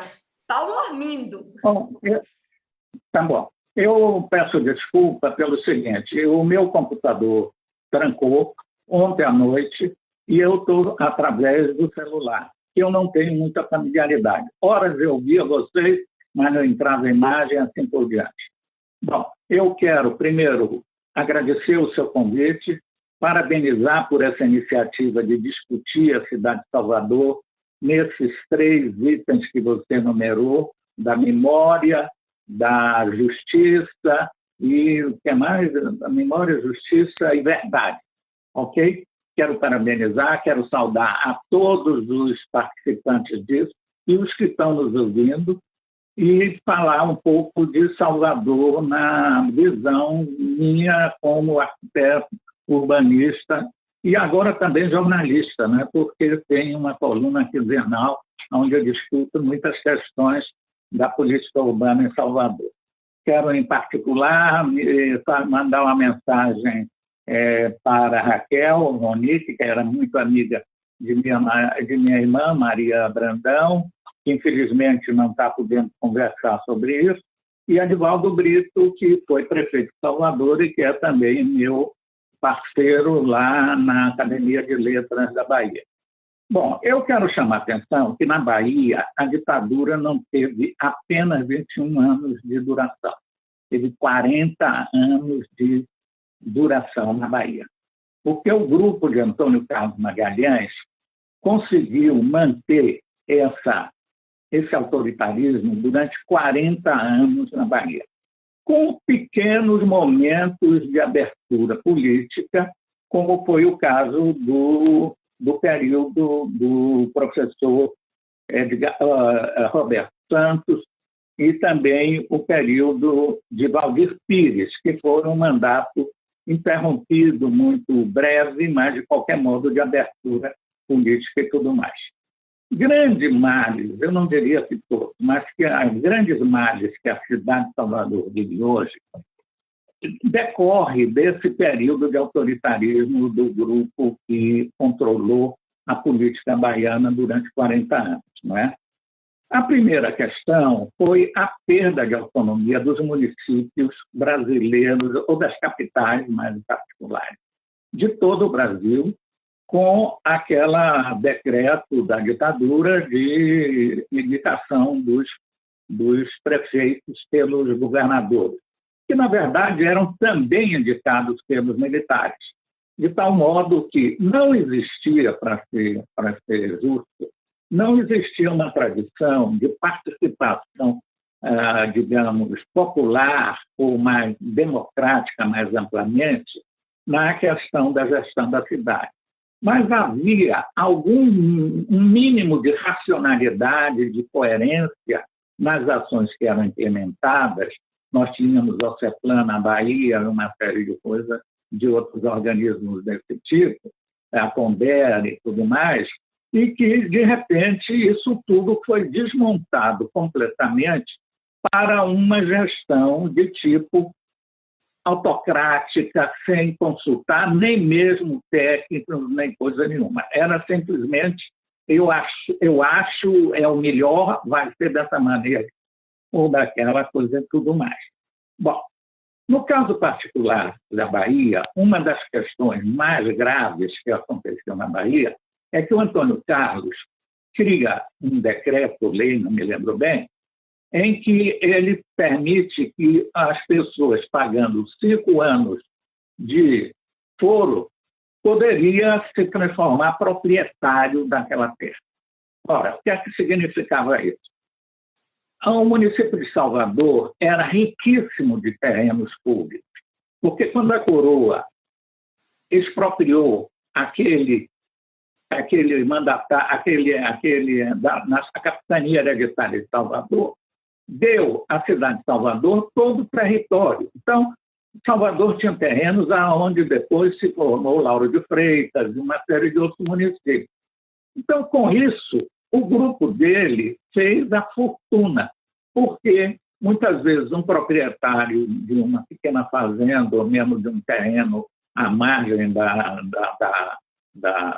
costa brasileira, de praias e tudo mais, que não tinha consciência desse direito, não podia exercer, e aparecia lá um preposto dele dizendo: eu vou lhe pagar esse seu foro que você está devendo durante algum tempo, mas eu não quero lhe tirar, não. Basta isso, eu assinar isso aqui e tudo mais, ok? Então, é isso que transforma o Antônio Carlos, que era filho de um professor universitário de classe média, num grande empresário. Primeiro, com uma rede de televisão de todo o estado da Bahia e com a OAS, a famosa OAS, que está envolvida em todos esses escândalos que nós conhecemos na Bahia atualmente. Era de um genro dele, um dos sócios, o maior sócio era o genro dele. Bom, essa é uma questão fundamental para compreender o que faz de Salvador hoje, que não tenha 1 metro quadrado de terreno público para implantar uma escola, um posto médico, assim por diante, coisa e tal. Ok. A outra questão é o seguinte: o Antônio Carlos, ele realmente executa, e eu peço depois a Maria que me advirta, ele executa de uma maneira errônea as avenidas de vale que ele foi em conhecimento que o EPUC havia feito, mas de uma maneira inteiramente diversa. Mas o pior, ele provoca uma descentralização de todos os serviços na Bahia. A crise que hoje nós vivemos no Centro Histórico de Salvador onde a Defesa Civil aponta 1.400 imóveis em ruína ou periclitantes, se deve exatamente isso, ao esvaziamento funcional de todas as atividades que havia no centro histórico. E a criação de 2 polos, um polo de serviço, que é o Iguatemi, e outro polo, que é o CAB, né, o Centro Administrativo. Ora, Antônio Carlos e seu grupo detinham uma coisa que nas democracias se chama um insight, uma visão interna.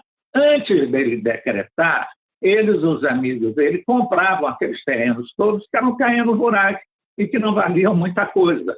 E depois que ele faz isso e mais, implanta infraestrutura e tudo mais, tem uma explosão de valor, e é o que faz o enriquecimento dele. Então, o que eu quero chamar a atenção não é só a incompetência, é também um processo de corrupção utilizando a máquina do Estado para a valorização dessa coisa, não é? desse processo e tudo mais.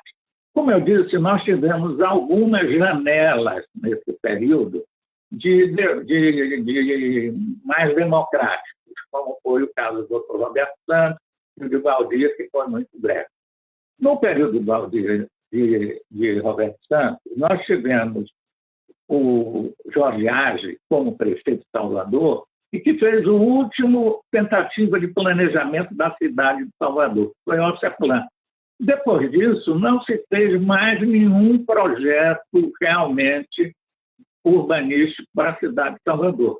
O que se faz, os PDDUs que foram depois todos decretados, são PDDUs que regulamentam a prática do mercado, da especulação imobiliária, mas que não tem nenhuma visão de futuro, não tem nenhuma visão de planejamento, nem muito menos de participação, mesmo de técnicos. É somente feito por interesses desses grupos que têm acesso a essa questão toda. Okay? Agora, eu quero chamar a atenção que o entulho do golpe militar se somou a uma outra questão que nós não podemos ignorar, que é o neoliberalismo que, a partir praticamente do término da ditadura, vem e se instala.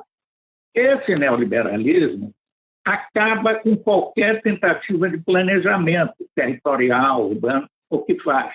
Porque, segundo eles, o mercado é capaz de regular tudo. Então, nós perdemos completamente qualquer tradição de planejamento na cidade de Salvador. Hoje, o que a gente vê é que o governo do Estado faz obras que interferem fortemente dentro da cidade de Salvador, a prefeitura faz outras, mas não tem nenhuma articulação.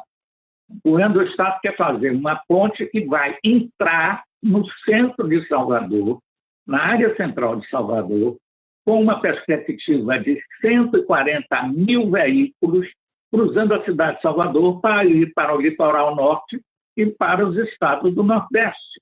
Hoje está fazendo outra coisa que foi feita uma licitação para fazer um VLT, que é um modal que se articula com outros modais, com o ônibus, com o pedestre, o andar a pé, essa coisa toda, para fazer agora um monotrilho.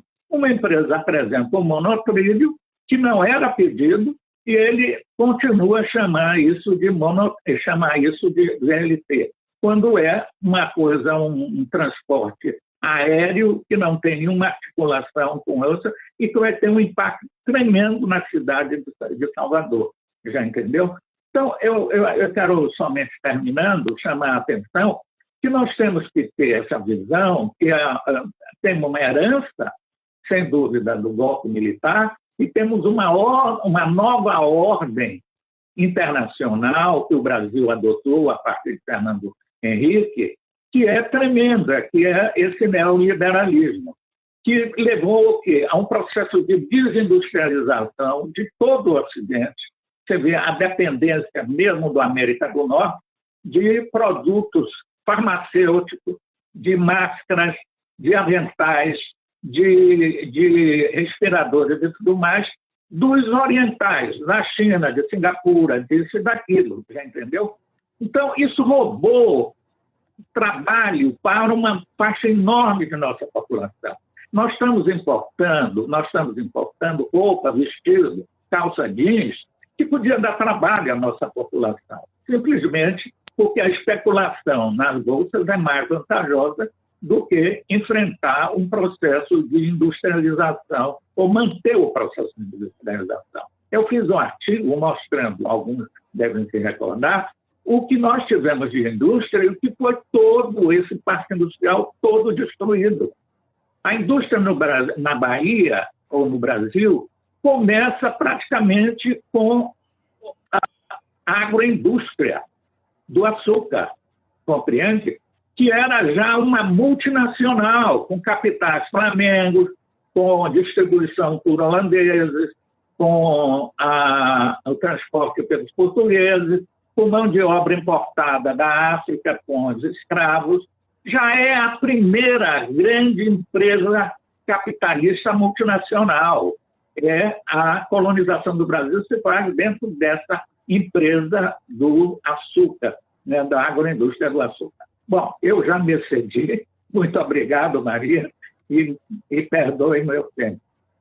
Ei, Paulo, muito obrigada. Antes de entrar aqui no agradecimento incrível, eu queria mandar o nosso abraço a Maria Brandão, que tanto nos inspira, honra essa mulher, né, tão inspiradora para todas nós.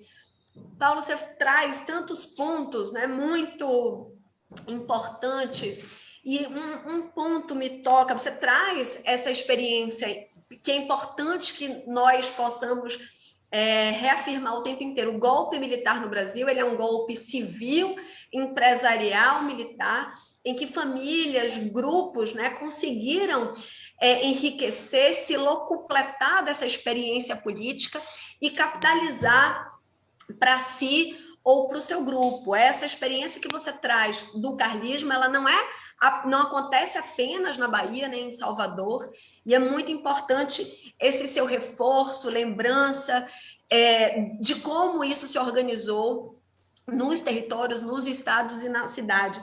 Mas me toma muito uma abordagem que você faz da perda da autonomia dos municípios, das cidades, e acho, entre tantas colaborações que você traz, que esse é um debate que nós precisamos reivindicar. Eu insisti muito no ano passado de que 2020 poderia ser um momento de levante nas cidades, na reivindicação justamente não só dessa autonomia, mas de reivindicação de políticas. Tenho insistido de que há um potencial municipalista ainda não totalmente organizado, mas que acho que você nos provoca muito a investigar essa urgência, né? Essa emancipação, esse levante mesmo nas cidades. Bom, eu não vou mais comentar, porque senão paro aqui o nosso tempo. Daqui a pouco mais perguntas, e temos, antes de passar para José Eduardo, aqui a Aline Braga, que ressalta que a live está inspiradora, que é necessário sempre pautarmos no diálogo da política o desenho da cidade como mantenedor das opressões. Tânia celebra a presença de Denise, falando que é uma alegria estar vendo e ouvindo a filha de Maria Helena e Valdélio, grandes companheiros da luta por democracia. Sérgio Borges, querido, amado, conosco nesse processo em coletiva, ressalta que o teatro universitário, formado por muitos grupos, presente em todas as unidades da UFBA, teve papel importante na luta pela democracia. As artes, em geral, com atividades organizadas em torno do CUCA, o Centro Universitário de Cultura e Arte, eram elementos presentes na luta. Bom, vamos lá agora para a nossa última fala, para a gente voltar aqui e abrir um pouco as perguntas. Vamos lá?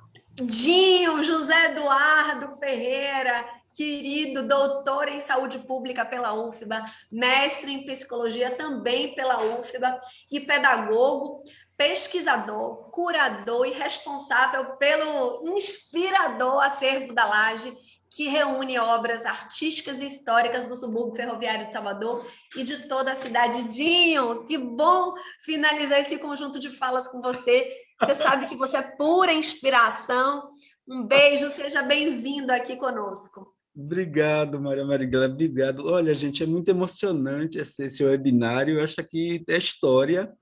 Estou muito emocionado porque falar depois do professor Paulo Ormindo, que é uma inspiração para a gente aqui, que ama a história, que ama a professora Maria Brandão, como ela é importante para a gente, para estudar o Recôncavo, o subúrbio, seus livros coordenados no IPAC, professor, foram muito importantes para a gente ter uma noção de história do subúrbio, viu? Eu queria dizer isso, de entender o subúrbio como parte da cidade, e é uma alegria imensa. E eu queria a contribuição, talvez, que eu tenha a dar sobre dois aspectos, né, desse período tenebroso da nossa história, que é a ditadura e como ela foi assim negativa e combatida aqui no subúrbio ferroviário, basicamente por conta dos movimentos sociais, né, do movimento de defesa dos favelados, da antiga FABES, da Sociedade 1º de Maio, que tem como educação popular, baseada em Paulo Freire,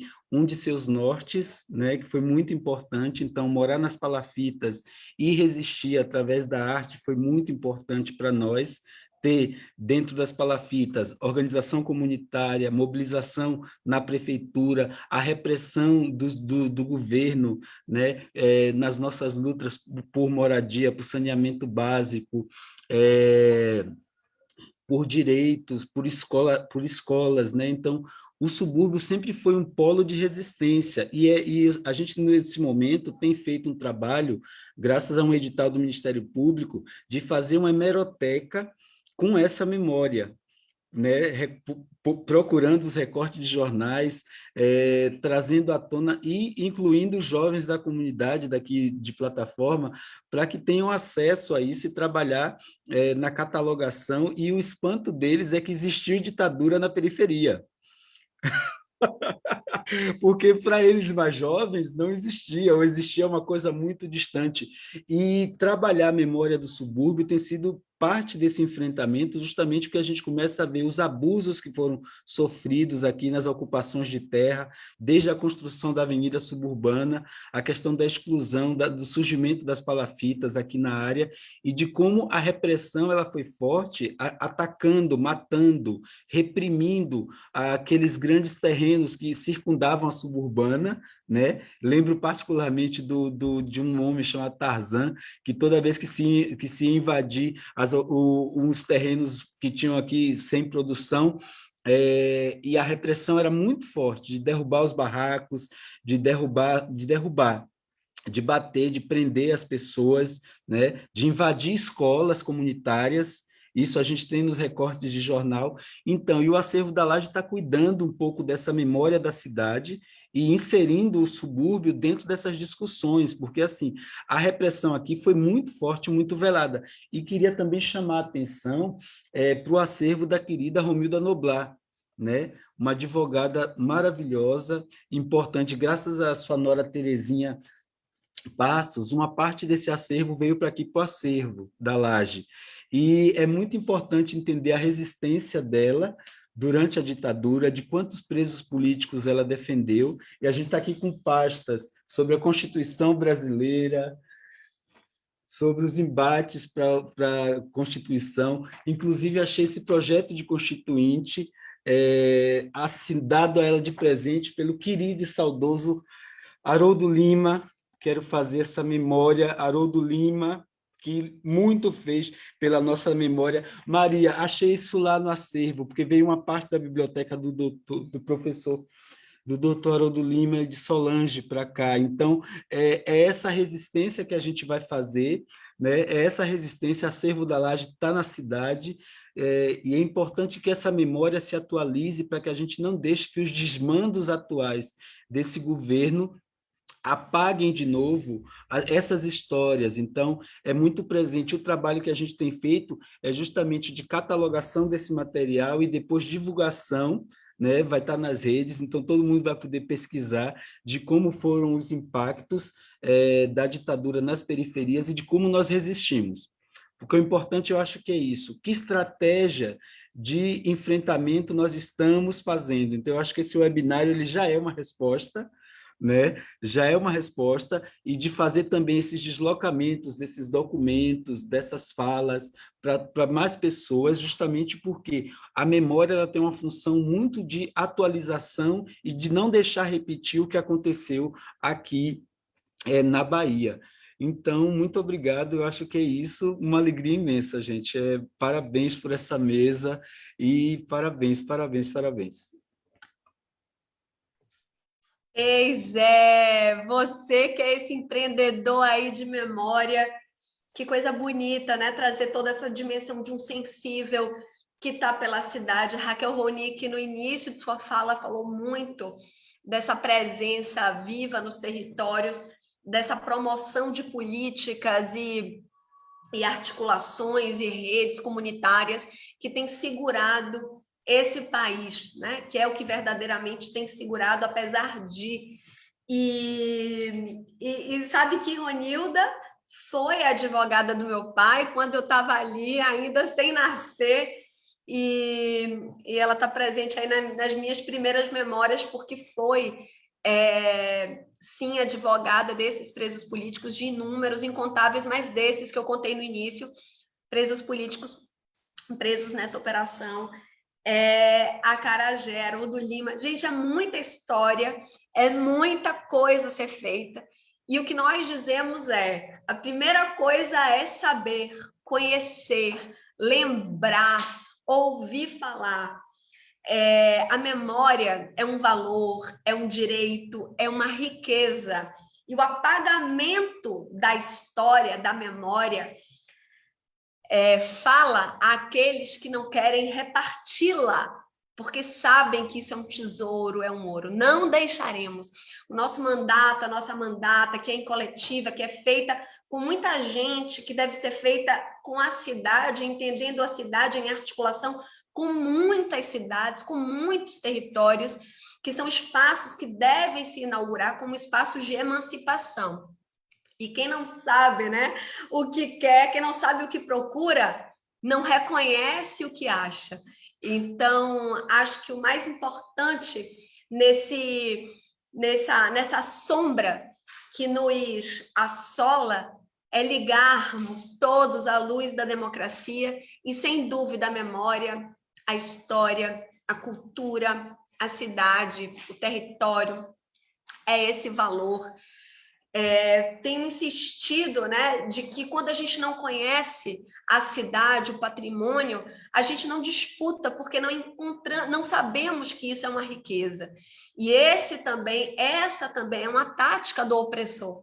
Quem não sabe, né, o que é o São Bartolomeu, o Abaeté, jamais vai poder reivindicar como seu. Então, é tática de opressão, é tática. Quem não sabe quem é Marighella não pode reivindicá-lo.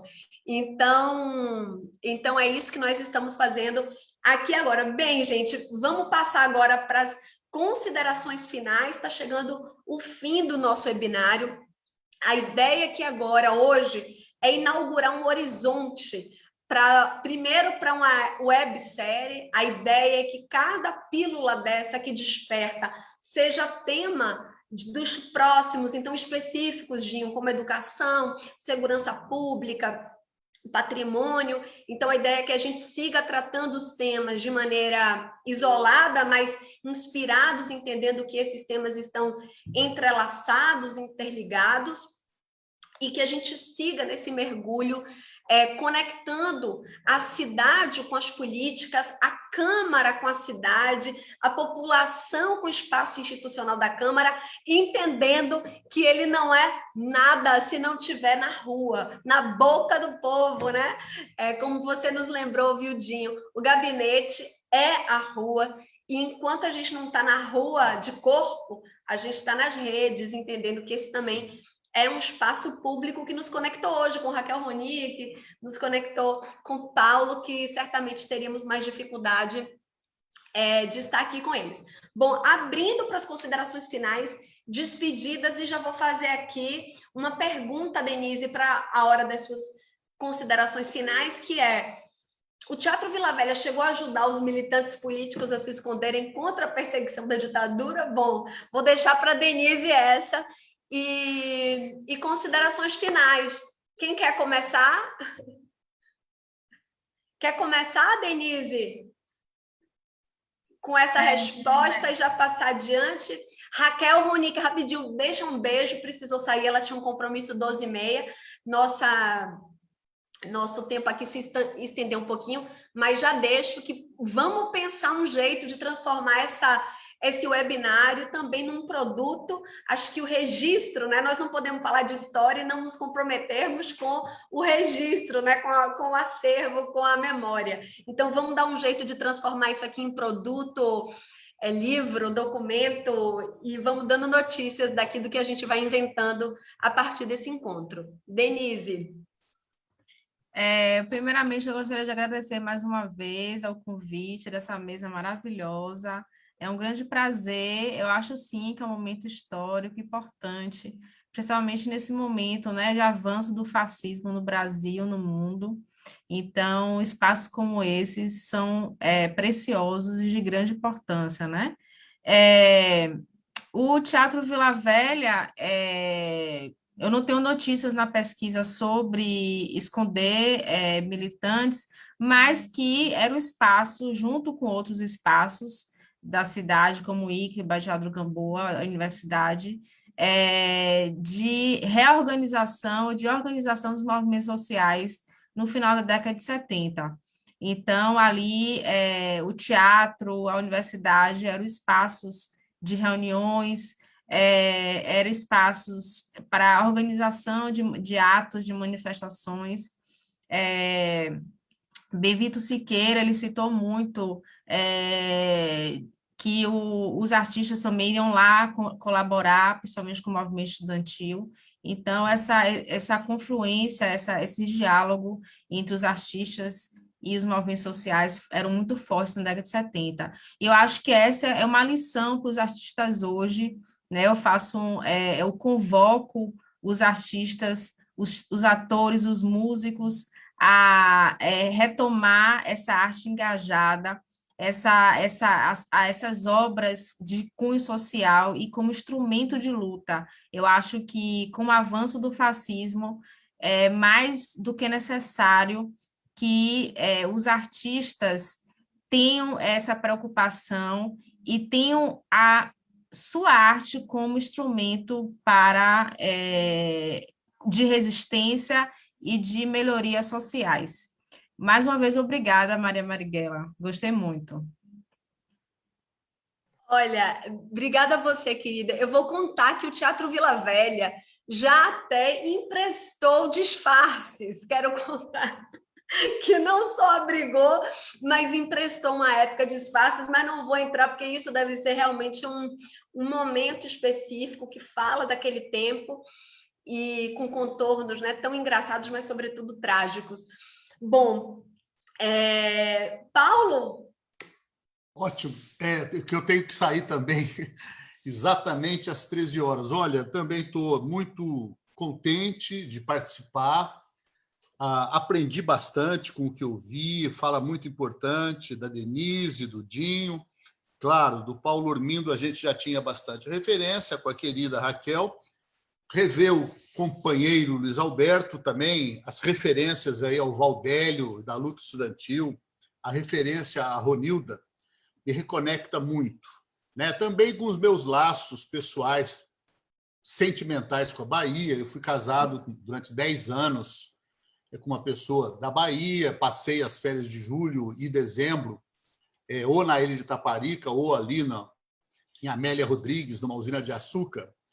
E, de fato, eu queria dizer que, na próxima live como essa, que resgatou a questão da cidade de Salvador, da memória, do teatro, né? Eu fiquei lembrando de Augusto Boal também, meu colega de presídio Tiradentes, e também militante da LN,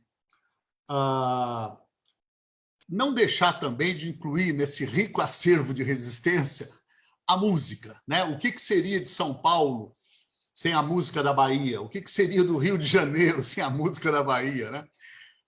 A figura, por exemplo, Caetano e Gil, né? Mas o Caetano, que eu, militante de 68, via de um jeito muito olhando de lado, o tropicalismo, etc., tal, quando o bom mesmo era o Vandré, ou o Chico Buarque, que foi crescendo. Você veja que hoje, né, o engajamento político na resistência do Caetano não perde nada ao de Chico Buarque, né? Quer dizer, além de Vandré ter parado pelo caminho, seja lá pela razão que for. O que temos aprendido com as lives, com o filme de Caetano, contando finalmente a experiência dele, o momento em que ele foi caminhando e achando que iam atirar, a relação dele com os filhos, que nós podemos perfeitamente comparar com a relação de Jair Bolsonaro com seus filhos, né? Quer dizer, os antípodas, né? Quer dizer, o oposto, o que é uma coisa baseada no afeto, na arte, na parceria, e aquilo que é numa exaltação do ódio.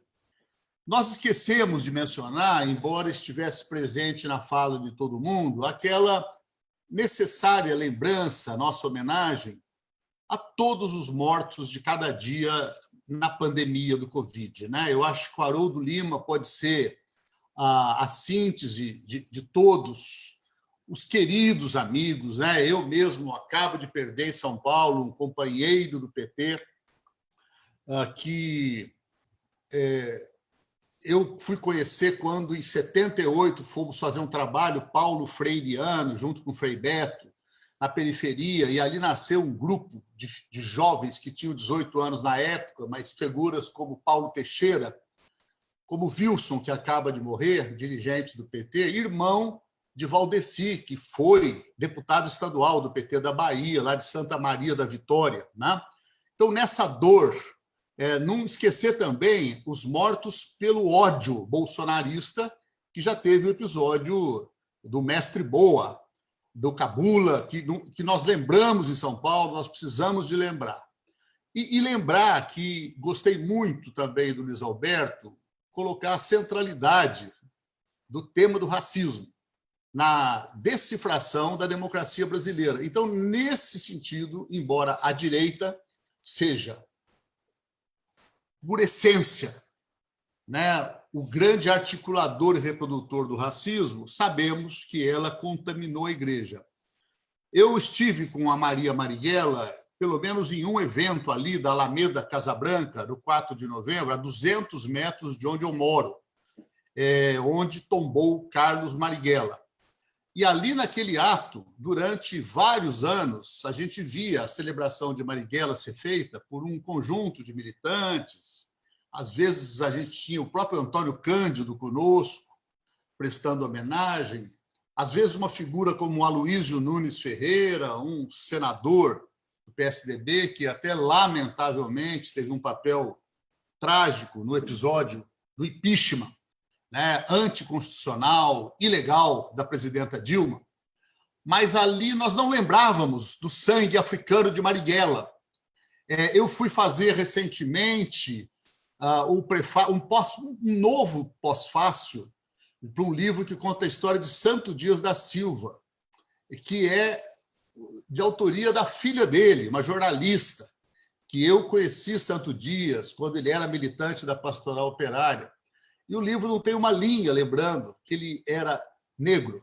Então, nesse sentido, a grande descoberta desse momento terrível do Brasil é de que ou deciframos a questão do racismo, ou não haverá democracia digna desse nome. O caminho foi aberto com as políticas de cota. As políticas de cota têm prazo no plano federal para terminar, e, se depender de Jair Bolsonaro, não vai ser fácil esse caminho, né? As estaduais poderão seguir por outro caminho, a estadual da Bahia, né? Se sabe da experiência das cotas, próprio trabalho do Valdelli. E, nesse sentido, dizer que essa discussão da memória, da verdade, da justiça, ela se coloca com centralidade no esforço que, se não houver alternativa, vamos para a disputa eleitoral de 2022. mas em defesa da vida, em defesa do direito, da justiça, da verdade, dos direitos humanos, vamos buscar interromper o mandato de um presidente da República que incita ao ódio, que condena a ciência e que conclama as pessoas para fazerem atitudes, comportamentos e gestos que levarão a mais milhares e milhares de mortos. Muito obrigado, Maria, muito obrigado a todos os participantes comigo. Querido, muito obrigada. Diva Santana aqui no chat, mandando um abraço a todos, a todas.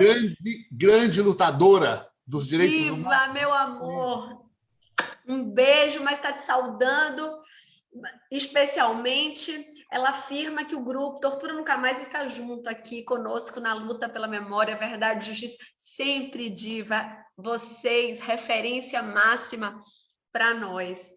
Que encontro... Paulo, acho que você traz Boal. Você sabe que Boal está aqui no nosso gabinete com o Teatro Legislativo, uma inspiração, um mandato inspirador para nós. Eu estou sendo chamada aqui de vereatriz, viu, Paulo? Então, o Teatro Legislativo para a gente tem tudo a ver, mas você faz ótimas lembranças todas. Acho que quem tem prazo de validade é Bolsonaro, hein?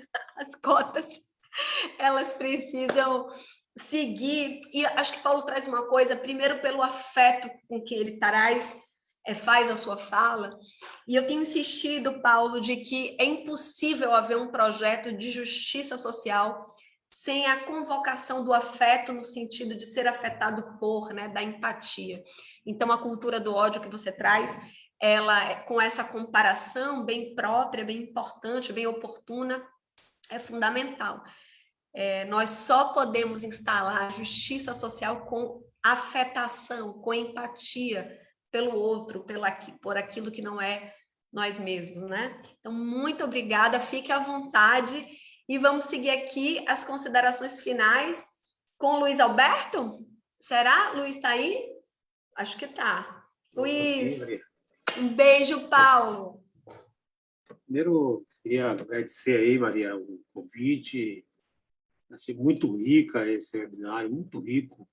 Primeiro, pelos vários aspectos que foram, até porque você estimulou isso mesmo, né? Várias abordagens acerca do período histórico da ditadura civil-militar. Isso que Paulo colocou aqui, o que Paulo Armindo colocou, da questão do assalto aos territórios públicos de Salvador, dos terrenos, né? Isso é uma coisa a ser lembrada. O que Zé Eduardo colocou aqui também. Eu queria só o aspecto que Denise levantou, dessa coisa assim, do papel que a cultura, vamos dizer assim, teve nesse enfrentamento. Ela falou do teatro, Paulo lembrou aí da música. Eu lembraria do teatro. Nós tivemos uma experiência no período, tinha muito grupo de teatro nos bairros, muitos. Ali na Fazenda Grande do Retiro, no São Caetano, no Bom Joá, né, no subúrbio, que, aliás, tanto no subúrbio quanto ali nos Alagados, você tem... hoje está abandonado, pelo menos, os cine-teatros, que era uma reivindicação popular, resultado daquela luta travada no período. E, por fim, o cinema. Né? Você teve uma experiência aqui, eu, pelo menos, acompanhei uma experiência muito importante acerca dos cineclubes, né? Aí tinha um companheiro, Luiz Orlando, que era que articulava essa experiência. No cineclube, a gente saía nos bairros, né, apresentando à população filmes que falavam da realidade, pequenos documentários. Eu lembro que o filme que eu mais gostava de levar para os bairros era o chamado U25, que era uma grande festa pela Revolução de Moçambique. Aí, esse era o filme que eu mais levava para ser assistido pelo povo. Portanto, eu acho que essa abordagem é importante. Eu acho que a gente tem que realmente essa questão da memória.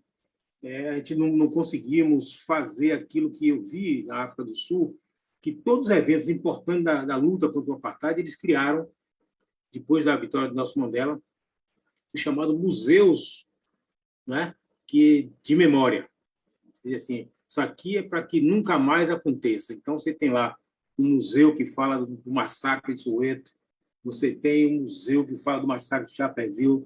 Então, todos os eventos que ocorreram no enfrentamento daquele período está lá registrado para o povo visitar, conhecer, considerar para nunca mais acontecer. Portanto, Maria, parabéns aí por essa experiência importantíssima de resgate da memória para impor essa narrativa não negacionista, mas afirmar um período histórico para que ele não aconteça mais. Muito bem, muito obrigada, Luiz. Lembrando que Priscila Cabral, nossa assessora, que está aqui conosco, chega à Bahia justamente porque é uma pesquisadora desses espaços de memória e nós já convidamos a todos vocês para esse gabinete expandido, para que a gente cuide aí dentro do mandato com vocês das políticas de memória. Gente, a gente está na considerações finais totais, a transmissão termina em 2 minutos, e da TV Câmara, mas a gente pode fechar. Zé, quer fazer um oi? É só agradecer e dizer que nesse período de pandemia o acervo está resistindo através da catalogação dessa memória das periferias. Então, estamos abertos à colaboração, material, e a memória vai resistir, a gente vai enfrentar e vai superar tudo isso. Obrigado, obrigado, obrigado. Vamos fazer juntos. Estamos aqui mesmo, Zé, você sabe. Paulo, Ormindo, considerações finais para encerrar a nossa transmissão? A gente não ouve. Acho que Paulo... O microfone dele está fechado. O microfone está fechado. Será que ele está dizendo que... O microfone vai encerrar. Não sei se vai dar tempo. Bom, terminou a transmissão. Será que Paulo vai conseguir? Bom, gente, eu queria muito. Pronto. Alô, está me vendo agora? Agora sim, pode considerações finais para encerrar a transmissão. Eu acho que esse primeiro live foi muito importante, vários aspectos foram levantados, a importância que teve da cultura, essa coisa toda. Eu queria somente fazer uma observação, o papel que teve a Igreja Católica em dar guarita a muitos perseguidos políticos, especialmente o Mosteiro de São Bento, com Dom Timóteo e com outros, que foi um espaço de resistência. Emiliano José mesmo tem muito uma relação com isso. Ele foi um dos que lá teve uma proteção e tudo mais. Então, eu acho que, para fazer justiça, a gente tem que também exaltar o papel de grupos populares e até mesmo grupos conservadores, como a Igreja, tiveram na luta contra a ditadura. Querido... Oi, Maria, lembrar o Dom Timóteo, que eu visitei logo que saí da cadeia,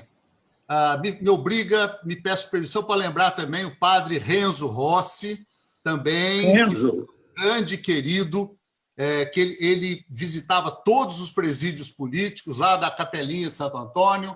Quer dizer, então, para reforçar o que o Paulo Ormindo disse, não esquecer do padre Renzo também.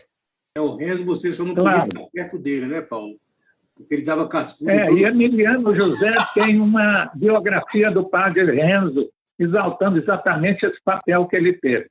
E que foi perseguido pela ditadura, teve que voltar para a Itália, porque senão seria preso e provavelmente também morto.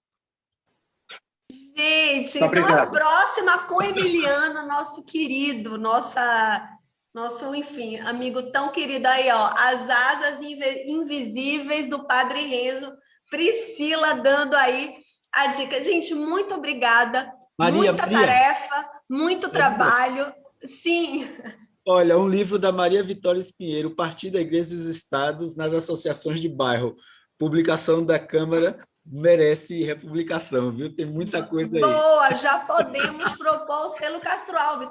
Gente, hoje saímos aqui com um planejamento estratégico do eixo Verdade, Memória e Justiça. Priscila, vamos lá assumir essa tarefa, que o filho é nosso, afinal de contas. Muito obrigada, em especial aqui agora, a TV Câmara, Rádio Câmara, que esteve conosco e que transmitiu. A todos que nos ouviram, Um beijo, até mais, até já. Memória, verdade, justiça, por esse amanhã que não demora.